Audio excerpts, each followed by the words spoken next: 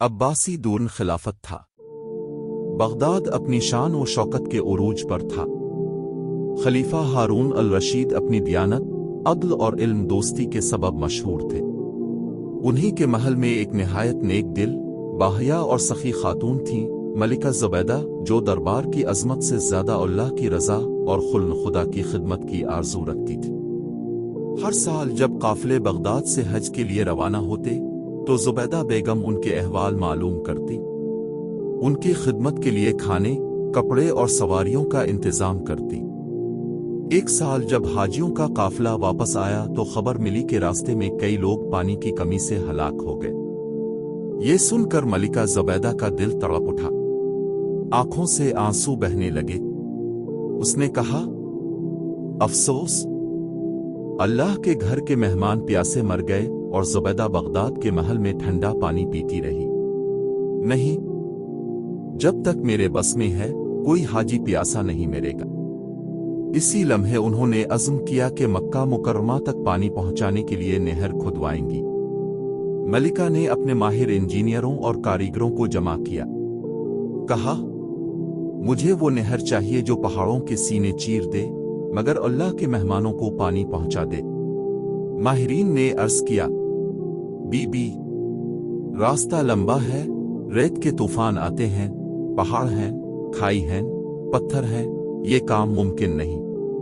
زبیدہ نے مسکرا کر فرمایا، ممکن نہیں؟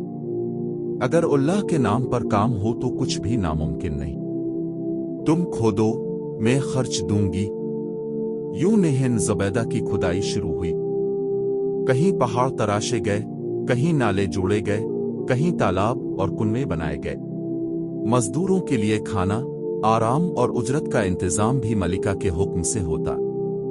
جب خرچ بڑھا تو کارندوں نے عرض کیا، بی بی، خزانے کے دروازے بند ہو جائیں گے، اتنا خرچ کہاں تک چلے گا؟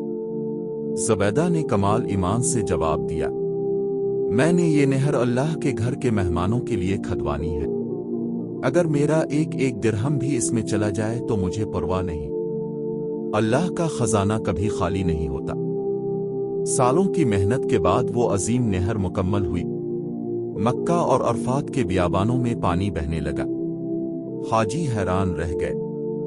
جہاں کبھی تپتی ریت تھی، اب ٹھنڈے چشمے تھے۔ جہاں لوگ پیاس سے تڑپتے تھے، وہاں نہر زبیدہ کی ٹھنڈک بہہ رہی تھی۔ جب پہلا قافلہ حج کے لیے گزرا اور حاجیوں نے سیراب ہو کر ہاتھ اٹھائے تو سب نے کہا، اللہ زبیدہ بنت جعفر پر رحمت کرے، اس نے ہماری جان بچائی۔ کہا جاتا ہے کہ بعد میں جب زبیدہ نے خواب میں دیکھا کہ وہ حج کے قافلے کے ساتھ چل رہی ہے اور فرشتے اعلان کر رہے ہیں، یہ زبیدہ ہے جس نے اللہ کے مہمانوں کے لیے نہر بہائی تھی، تو وہ شکر کے آنسوؤں سے جاگ اٹھیں۔ ملکہ زبیدہ کی نہر 1200 سال سے زیادہ عرصہ گزرنے کے باوجود آج بھی بعض جگہوں پر موجود ہے، جسے نہر زبیدہ یا درن زبیدہ کہا جاتا ہے۔ یہ نہ صرف ایک تعمیراتی معجزہ تھا بلکہ ایمان، عزم اور اخلاص کا استعارہ بن گیا۔